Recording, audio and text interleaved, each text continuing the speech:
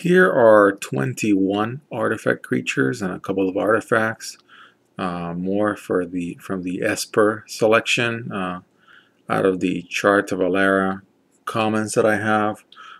There's also a few artifacts, I'm sorry, that are not Esper. They're two-color guilds, as it would be called today in Ravnica. So here we have an artifact creature that is blue-black or Dimir, Tide Hollow Strix. It's got flying, it's got death touch. It's a 2/2/1, so it's not that bad. Then we have Vectis Dominator, another artifact creature. It can tap target creature unless the controller pays 2 life. It's effectively a wall at 0/2.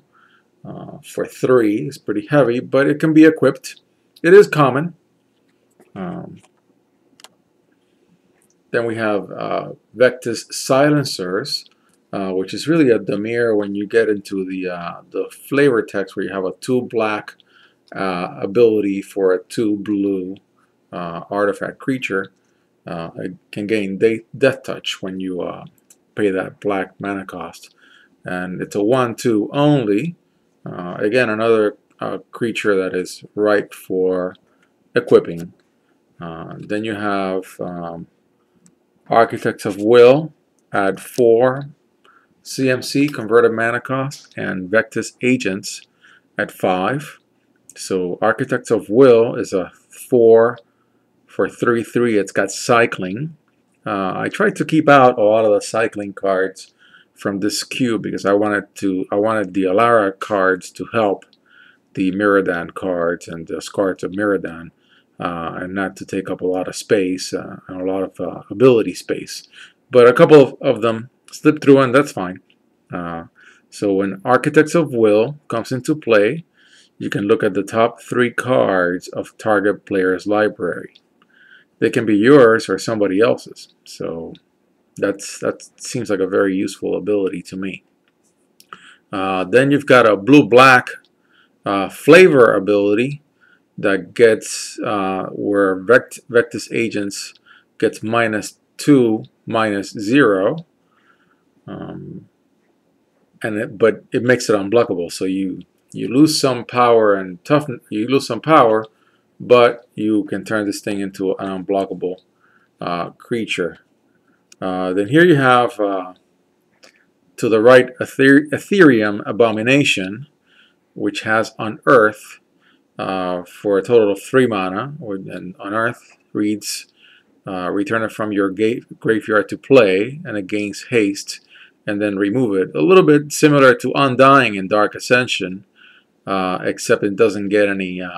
It doesn't get the +1/+1 counter that Undying creatures get. This thing just comes out, hits with haste, and it's gone. Then we're starting with the Azorius range for these cards. Vidalcan Outlander, another artifact creature, and it's got protection from red. It's a 2/2/2, so that's pretty clean.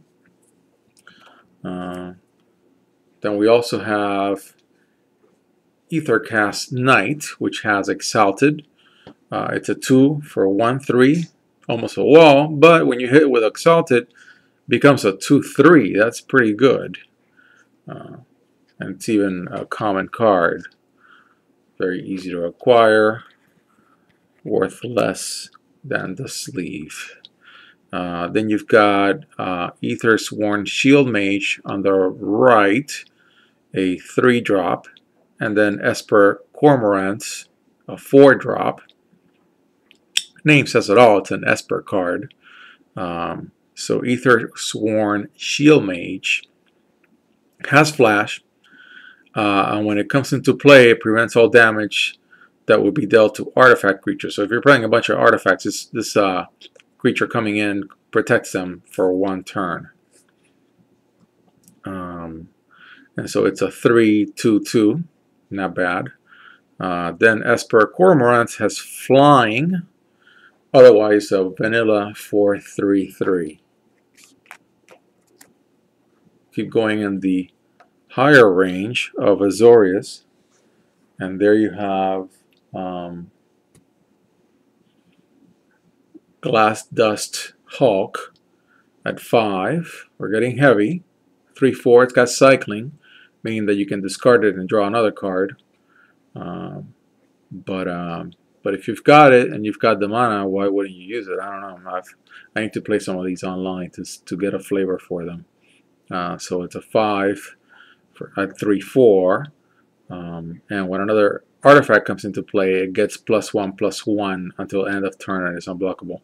Not too bad, especially if you've got a bunch of light artifacts that you want to play at the same time. Immediately after you've played this card. Sanctum Plow Beast, another artifact creature. It's got Defender, and it's got Plane Cycling and Island Cycling.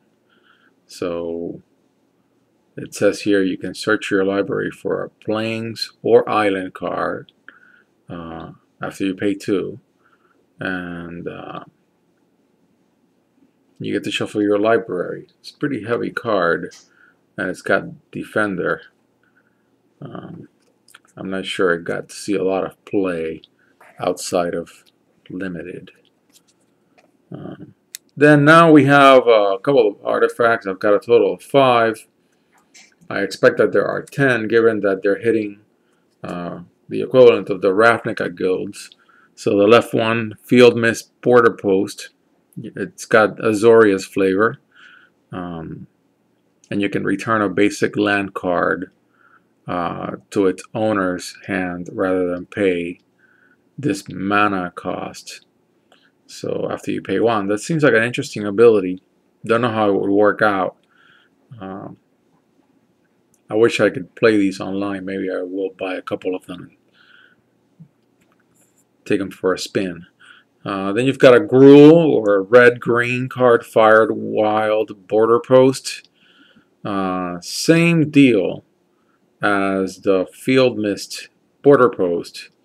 It's just different type of mana, and it comes into play tapped, almost like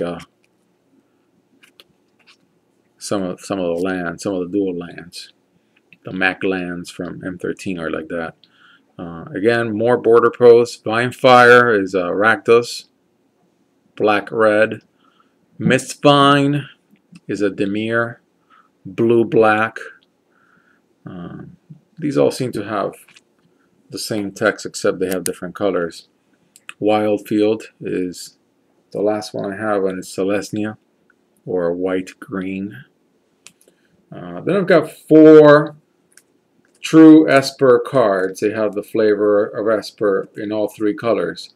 White, black, and blue, and I think blue may be the main color, if I remember correctly.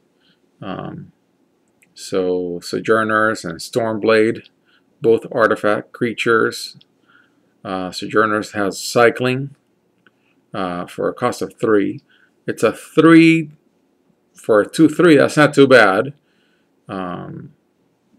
And you get to either tap or untap when this thing is killed. That's not so bad either.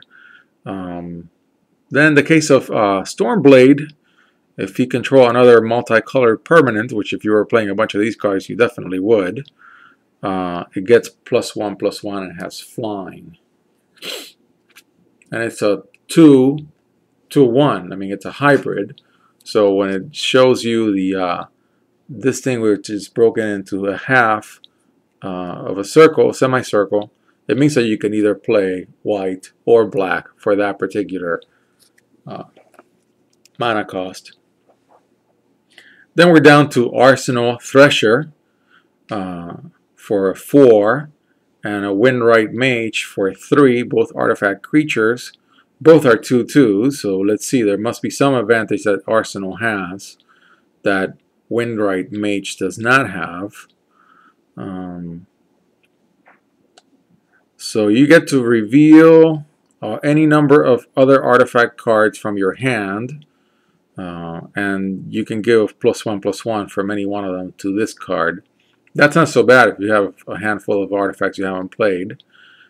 But Windright Mage isn't so bad either. It's got lifelink, which means that when it deals damage, you gain that much life I like lifelink a lot. It can really save you in some games.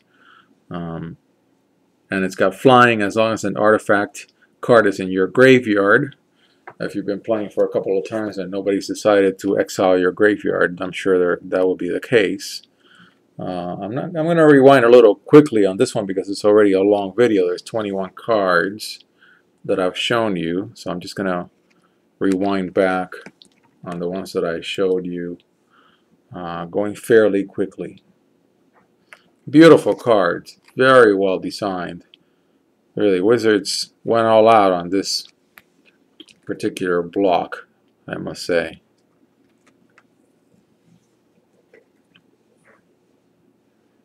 And the fact that all these cards are multicolored makes them very attractive. And we're seeing that with the current block, Return to Ravnica, which is very popular. At least to me it is. So I'll leave it at that. Maybe I'll leave this one and I'll stop here.